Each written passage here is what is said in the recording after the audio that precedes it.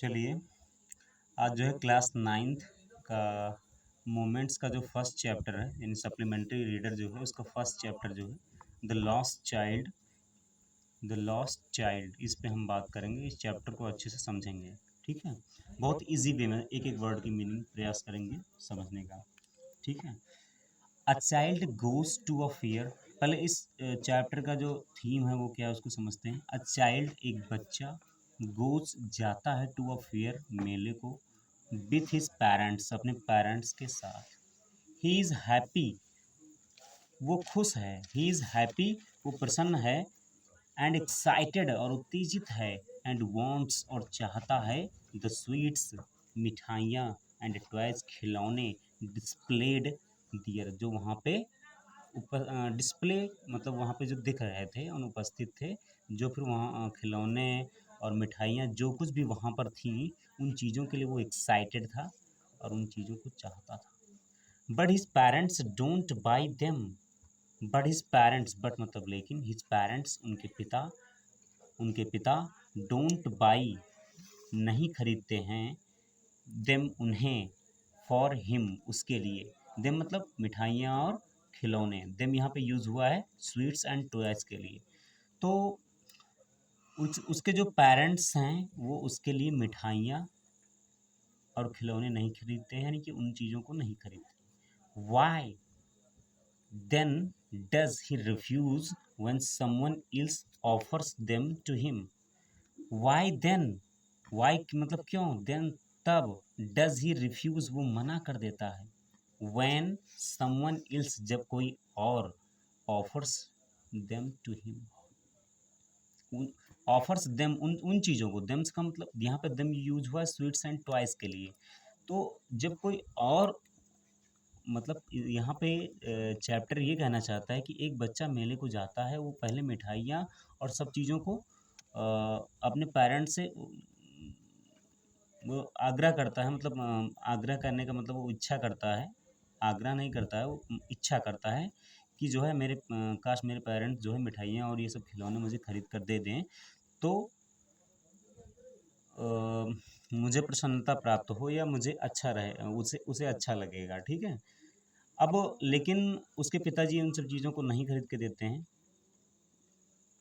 लेकिन कुछ समय पश्चात क्या होता है, कोई और जब उन वही सब चीज़ों को ऑफ़र करता है, ऑफ़र्स देम मतलब उन्हीं चीज़ों को उसको ऑफ़र करता है कि इन चीज़ों को आप जो है, समवन एल्स मतलब कोई और ऑफ़र्स उसे ऑफ़र करता है, उन्हीं देम मतलब sweets and toys to him उसके लिए, कि आप जो है बेटा तुम इन चीज़ों को लो, मिठाइयाँ खिलौने इन चीज़ों को ले लो। तब वो मना कर देता है, रिफ्यूज़ कर देता है, मतलब मना कर देता है, ठीक है। तो ये चैप्टर है, क्यों मना कर देता है, ऐसी क्या घटना हुई, चलिए इस चैप्टर को पढ़ते हैं। तो और इसका कंक्लूजन समझेंगे, कंक्लूजन क्या है इस चैप्टर में, का मेन मकसद क्या है, ठीक है। तो let us start. It was the festival of spring. From the wintry shades of narrow lanes and alleys emerged a galley-clad humanity. Some walked, some rode on horses, others sat, being carried in bamboo and bullock carts. One little boy ran between his father's legs, brimming over with life and laughter. ठीक है। तो it was the festival of spring. It was the festival का मतलब त्यौहार था, of spring का मतलब बसंत। तो बसंत का त्यौहार था, बसंत का उत्सव था। फ्रॉम, बसंत का उत्सव था। फ्रॉम मतलब से, द विंट्री शेड यानी शीतल, शेड्स का मतलब होता है छाया, शीतल छाया, ऑफ नैरो, नैरो का मतलब होता है जहाँ पे जगह कम हो, सकरा उसको बोलते हैं, कम जगह हो वहाँ पे नैरो। नैरो क्या होगा, narrow lens and allies. Narrow lens मतलब सकरी गलियां, एंड एलीज, एलीज का मतलब गलियारे, सकरी गलियां और गलियारे, गलियारों से यहाँ फ्रॉम लगा है ना, यानी सकरी गलियां और गलियारों की शीतल छाया से इमस्ड उमड़ रहा था, अ गैली क्लैड एक भड़कीले कपड़े मतलब चमकदार रंग बिरंगे कपड़े पहने हुए ह्यूमैनिटी जन समुदाय। ह्यूमैनिटी का मतलब होता है मानव मानव लोग, मतलब एक जन समुदाय यानी कि बहुत से लोग जो थे वो विभिन्न कलर के कपड़े पहने हुए शीतल जो बड़े बड़े गलियारे थे और छोटी छोटी गलियां थी, उनकी ठंड शीतल छाँव से होकर के वो गुजर रहे थे, निकल रहे थे। ठीक है। सम वॉक्ड, कुछ पैदल चल रहे थे। सम रोड ऑन हॉर्सेस, कुछ लोग जो थे वो हॉर्सेस यानी घोड़े घोड़े पर बैठ के चल रहे थे। अदर्स सैट, दूसरे जो थे वो बैठे थे। Being carried in bamboo and bullock carts. Being carried in bamboo मतलब दूसरे लोग जो बैठे थे वो कहाँ पे बैठे थे? बीइंग कैरिड इन बम्बू यानी बम्बू, बम्बू स्पेशली यहाँ पे यूज़ हुआ है कि बम्बू से होकर के जो जाती है, क्या बोलते हैं, पालकी, पालकी बोल सकते हैं। तो बीइंग कैरिड इन बम्बू, कुछ लोग बम्बू से पालकी में जा रहे थे। एंड बुलक कार्ट्स, और कुछ लोग जो थे वो बुलक कार्ट्स में बैठ करके जा रहे थे, बम्बू और बुलक कार्ट से होकर के जा रहे थे। ठीक। वन लिटिल बॉय, एक छोटा लड़का, ran between his father's legs. One little boy, एक छोटा लड़का, रैन, दौड़ा, बिटवीन हिज फादर्स लेग्स, अपने पिता के पैरों के बीच से। बिटवीन का मतलब होता है के बीच। वन लिटिल बॉय, एक छोटा लड़का, रैन मतलब दौड़ा, बिटवीन मतलब के बीच, हिज फादर्स लेग्स, अपने पिता के पैरों के बीच से होकर के दौड़ा। एक छोटा लड़का अपने पिता के पैरों के बीच से होकर के दौड़ा। ब्रिमिंग ओवर, ब्रिमिंग जो उभर रहा था, मतलब खुश हो रहा था, प्रसन्न हो रहा था। विथ लाइफ एंड लाफ्टर, जीवन और प्रसन्नता के साथ जो उमड़ रहा था, मतलब बहुत ही ज़्यादा हर्षो उल्लासित था। हम्म। ये देखिए, ये जो है यहाँ पे बताया गया है, ये उसके पेरेंट्स हैं और ये क्या है, वो लड़का है। ठीक है। तो चलिए अगला चैप्टर जो है, नो नो, यहाँ पे आगे बढ़ते हैं। कम चाइल्ड कम, कॉल्ड हिज पेरेंट्स, उनके पेरेंट्स ने कहा। कम चाइल्ड कम, आओ बच्चे आओ। कॉल्ड हिज पेरेंट्स, उनके पेरेंट्स ने पुकारा। कॉल्ड मतलब पुकारा, उनके माता पिता ने पुकारा कि आओ बच्चे आओ। एज ही लैग्ड बिहाइंड, क्योंकि एज मतलब क्योंकि, ही मतलब वह, लैग्ड बिहाइंड कुछ कदम पीछे रह गया था, क्योंकि वो कुछ कदम पीछे रह गया था। फैसिनेटेड, आकर्षित होकर के या मोहित होकर के या अट्रैक्ट होकर के, बाय द टॉयज, खिलौनों के प्रति, खिलौनों के द्वारा, खिलौनों के प्रति, खिलौनों के द्वारा अट्रैक्ट होकर के, फैसिनेटेड होकर के यानी मोहित होकर के, उनके द्वारा वो कुछ कदम पीछे रह गया था। इन द शॉप्स, दुकानों पे जो खिलौने थे उन खिलौनों के प्रति मोहित होकर के वो पीछे रह गया था। दैट लाइंड द वे, कौन, जो रास्ते में, लाइंड मतलब लाइन से लगे हुए थे, द वे मतलब रास्ते पर, यानी कि रास्ते पे खिलौने लगे हुए थे और उन खिलौनों को देख करके बच्चा फैसिनेटेड हो गया, मोहित हो गया। जो दुकानें जो रोड के किनारे लगी हुई थी, उन दुकानों पर जो खिलौने थे उन खिलौनों के प्रति मोहित होकर के बच्चा कुछ कदम पीछे रह गया। ही हरीड, वो जल्दी से, टुवर्ड्स हिज पेरेंट्स, वो जल्दी से दौड़ करके, टुवर्ड्स हिज पेरेंट्स, वो अपने पिता की ओर आगे दौड़ करके आया, मतलब वो जल्दी से अपने पिता की ओर बढ़ा। हिज फीट, उसके जो पैर थे, ओबीडेंट, ओबीडेंट का मतलब क्या होता है, आज्ञाकारी, टू देयर कॉल, उनकी पुकार के प्रति आज्ञाकारी थे। उसके जो कदम थे, उसके जो पैर थे, अब उनके उनके यानी कि अपने पेरेंट्स के कॉल यानी पुकार के आज्ञाकारी थे। ठीक। चलिए आगे बढ़ते हैं। हिज आइज, उसकी जो आंखें थी, स्टिल लिंगरिंग, वो अभी भी लिंगरिंग कर रही थी, निहार रही थी। देखिए स्टिल लिंगरिंग का मतलब हो देखना, वॉच मतलब देखना, सी मतलब देखना, लुक मतलब देखना, और भी बहुत सारी चीज़ें होती हैं। स्टीयर मतलब देखना, है ना, गेज मतलब देखना, लेकिन सबकी मीनिंग अलग अलग है। ठीक है, सबको अलग अलग भाव से समझा जाता है। तो वहाँ कुछ ही चीज़ को जब निहार रहे होते तो वहाँ पे यूज़ करते हैं लिंगरिंग। तो हिज आइज, उसकी जो आंखें थी, स्टिल अभी भी लिंगरिंग कर रही थी, निहार रही थी, ऑन द रिसीडिंग टॉयज, पीछे छूट गए खिलौनों को। उसकी जो आंखें थी वो पीछे छूट गए खिलौनों को अभी भी निहार रही थी। As he came to where as as उसका उसकी जो आंखें थी अभी भी छूट गए खिलौनों को निहार रही थी। एज ही केम जैसे ही वो आया, to where they had stopped जहां पर वे रुके थे, to wait for him. As he came, he मतलब वह, केम मतलब आया, टू वेयर जहां पर दे हैड स्टॉप्ड वे रुके थे, मतलब उसके माता पिता जहां पर रुके थे, टू वेट फॉर हिम उसकी प्रतीक्षा करने के लिए, क्योंकि वो कुछ कदम पीछे रह गया था तो उसके माता पिता रुक गए कि वो आ जाए साथ में तब हम चले। तो वो वेट कर रहे थे अपने माता पिता का कि वो साथ में आ जाएं तब चले। ठीक है, आगे देखते हैं। तो he could not suppress the desire of his heart.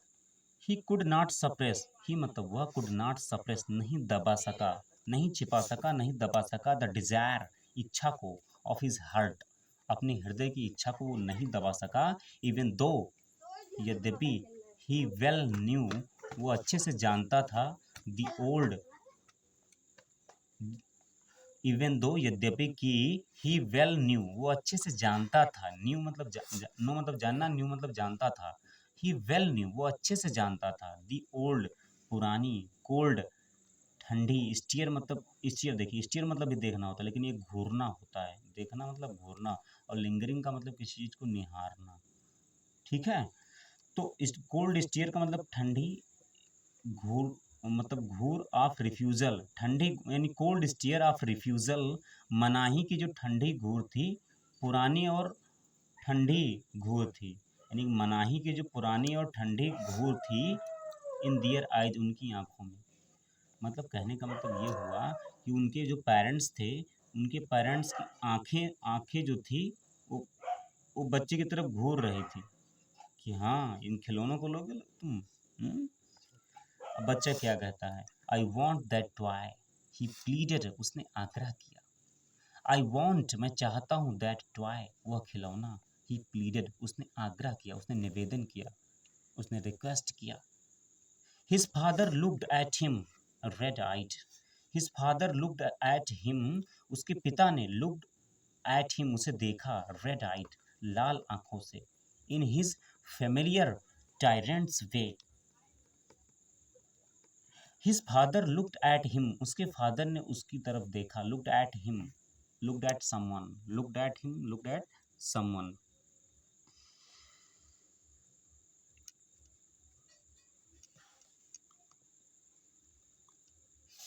चलिए आगे बढ़ते हैं। तो his father looked at him उसके पिता ने उसे उसको देखा, रेड आइड लाल आंखों से, इन हिज फेमिलियर अपने, हिज फेमिलियर का मतलब होता है परिचित, टायरेंट्स वे, टायरेंट का मतलब क्या होता है, टायरेंट का मतलब होता है असभ्यतापूर्ण तरीके से, यानी अपने घूरता यानी क्रूरता, टायरेंट का मतलब यहाँ क्रूरता, क्रूरपूर्ण तरीके से, वे मतलब रास्ता होता है लेकिन यहाँ पे तरीका होगा, वे का मतलब तरीका। तो अपने क्रूरतापूर्ण तरीके से परिचित, क्रूरतापूर्ण तरीके से उन्होंने बच्ची की तरफ लाल आंखें करके देखा। Hmm, his mother, his mother उसकी माँ जो थी, melted by the free spirit of the lady was tender and giving him her finger to hold. His mother उसकी जो माँ थी, मेल्टेड कोमल थी, बाय द फ्री स्पिरिट मुक्त आत्मा की कोमल थी। मतलब उसकी मतलब ये कहने का मतलब ये हो गया कि उसकी माँ जो थी वो कोमल हृदय की थी, ऑफ द डे उस दिन की, मतलब ऑफ द डे का मतलब क्या, उस दिन जो उसकी माँ जो थी वो, उनका जो हृदय था वो उसके बच्चे के प्रति वो ज़्यादा, बहुत ज़्यादा क्रूर तरीके से नहीं था। एट, एट्रोसिटी, एट्रोसिटी का मतलब होता है क्रूरता, तो क्रूरतापूर्ण तरीके से बिहेव नहीं कर रहे थे, जैसे जैसे कि उसके फादर, टैरेंट्स का मतलब होता है एट्रोसिटी तरीके से। ठीक है, तो यहाँ पे was tender and giving him her finger, और वो टेंडर नम्र थी, वो नम्र थी, एंड गिविंग हिम और उसे दे रही थी हर फिंगर मतलब टू होल्ड पकड़ने के लिए, और उसे अपनी उंगली पकड़ने के लिए दे रही थी। सेड उन्होंने कहा, क्या कहा, लुक देखो child what is before you, तुम्हारे सामने क्या है। लुक चाइल्ड, देखो बच्चे, व्हाट इज बिफोर यू, तुम्हारे सामने क्या है। It was a flowering mustard field, it was a flowering mustard field, यह एक फ्लावरिंग फूलों से भरा हुआ मस्टर्ड फील्ड, सरसों का खेत था। पेल, पीला था, लाइक मेल्टिंग गोल्ड, पिघले हुए सोने की तरह पीला था। एज इट, एज इट मानो swept across mile, as it swept मानो ये स्वेप्ट था across miles and miles of even land, मानो ये मीलों दूर तक जमीन को ढक रखा था इसने। ठीक है। A group of dragon flies, a group मतलब होता है समूह, ऑफ ड्रैगन फ्लाइज का एक समूह, पतंगे बोल सकते हैं ना, भुनगा पतंगे उड़ने वाले, were bustling about on their gaudy purple wings, वो बस्टलिंग कर रहे थे, भिनभिना रहे थे। बस्टलिंग मतलब तो जो ड्रैगन लोग जो आवाज़ करते हैं ना, ड्रैगन फ्लाइज जो उनको बोलते हैं बस्टलिंग करना। ठीक है। तो वो थे बस्टलिंग यानी भिनभिना रहे थे, about on their gaudy purple wings, उनके जो गॉडी मतलब गॉडी का मतलब होता है चमकीले, है ना, उनके जो चमकीले बैंगनी कलर के जो पंख थे, बैंगनी कलर के जो पंख थे, उनकी से जो आवाज़ निकाल रही थी बस्टलिंग की, भनभनाहट की, उनसे वो जो क्या था, ग्रुप ऑफ ड्रैगन फ्लाइज यानी ड्रैगन फ्लाइज का जो समूह था वह बस्टलिंग बनबना रहा था, बनबनाहट की आवाज़ में उड़ रहा था, about on their gaudy, gaudy का मतलब चमकीला, अपने चमकीले पर्पल विंग्स, उसके जो ड्रैगन फ्लाइज थे उनके जो चमकीले और बैंगनी कलर के जो पंख थे, उनकी आवाज़ सुन करके उनकी शोर करता हुआ ड्रैगन फ्लाइज का एक समूह इंटरसेप्टिंग काट रहा था the flight of a lone black bee or butterfly in search of sweetness from the flowers। देखिए कितनी बढ़िया लाइन लिखा मुल्कराज आनंद जी ने। इंटरसेप्टिंग, देखिए इस यहाँ से यहाँ तक जो है फुल स्टॉप नहीं है और एक कॉमा लिया है। बताना चाह रहे हैं कि एक जो है ड्रैगन फ्लाइज का यानी टिड्डियों या बोल सकते हैं क्या होते हैं ना, भुनगा टाइप से, है ना। तो उनका ड्रैगन का जो समूह था, तो वो शोर मचा रहा था, भुनगा अपना भिनभिना रहा था, भिनभिनाहट की आवाज़ करता हुआ जा रहा था अपने पीले पंखों से, पीले चमकीले पंखों के साथ, और वो काट रहा था मधुमक्खियों का जो समूह था, मधुमक्खियों की जो लाइन थी, और बटरफ्लाई यानी कि तितलियों की या मधुमक्खियों की लाइन को काटता हुआ जा रहा था, और जो कि बटरफ्लाई जो मधुमक्खियाँ क्या कर रही थी, in search of sweetness from the flowers, मधुमक्खियाँ जो स्वीटनेस यानी मिठास या फिर फूलों की खोज में जा रही थी, उनकी लाइन को इंटरसेप्ट काटता हुआ टिड्डियों का एक ड्रैगन फ्लाइज का एक चमकीला पंख शोर करता हुआ गुजर रहा था। द चाइल्ड फॉलोड देम, बच्चे ने उनको फॉलो किया, उनका पीछा किया, इन द एयर, हवा में, विथ हिज गेज, अपनी गेज। अब देखिए गेज का मतलब भी होता है क्या करना, उनको उन पर ध्यान रखना, नज़र रखना। ठीक है। नज़र रखते हुए मतलब उसको देखते हुए उसको हवा में उसने फॉलो किया, टिल वन ऑफ देम, जब तक कि उनमें से एक वुड स्टिल, बैठ नहीं गई, वुड स्टिल इट्स विंग्स, अपने पंखों को ठहरा नहीं लेती है, एंड रेस्ट, और आराम करने लगती है, and he would try to catch it, और वो प्रयास करता है उसको पकड़ने का। वो तब तक फॉलो करता है जब तक कि एक वो फॉलो करता है, तभी क्या होता है कि नहीं दिखाई दे रहा है क्या। चलिए ऊपर देखते हैं, बढ़ लेते हैं थोड़ा सा। तो कहाँ पे थे, गेज ना, विथ इज गेज टिल, तभी वन ऑफ देम, उनमें से एक वुड स्टिल, बैठ जाती, इट्स विंग्स, अपने पंखों को रोक लेती है, स्टिल कर लेती है यानी स्थिर कर लेती है, एंड रेस्ट, और आराम करने लगती है, एंड ही वुड ट्राई, और वो प्रयास करता है, टू कैच इट, उसे पकड़ने का। और वो जो बैठ गई मतलब तितलिया या मधुमक्खी है, तितली है, उस तितली को पकड़ने का प्रयास करता है। यहाँ पे इट यूज हुआ है तितली के लिए, इसमें ऐसा ना करो, साउंड उसमें होगा। ठीक है। तो and he would try to catch it but it would go fluttering, और उसने उनको पकड़ने का जैसे ही प्रयास किया, बट लेकिन इट वुड गो, वो चली जाती है फ्लटरिंग, उड़ते हुए, फ्लैपिंग, फड़फड़ाते हुए, अप इनटू द एयर, ऊपर हवा में। व्हेन ही हैड ऑलमोस्ट काट इट, जब उसने एकदम पकड़ ही लिया था इन हिज हैंड्स, मतलब जैसे ही वो अपने ऑलमोस्ट का मतलब लगभग एकदम अपने हाथों से पकड़ने ही वाला था, तभी वो फड़फड़ा करके उड़ गई।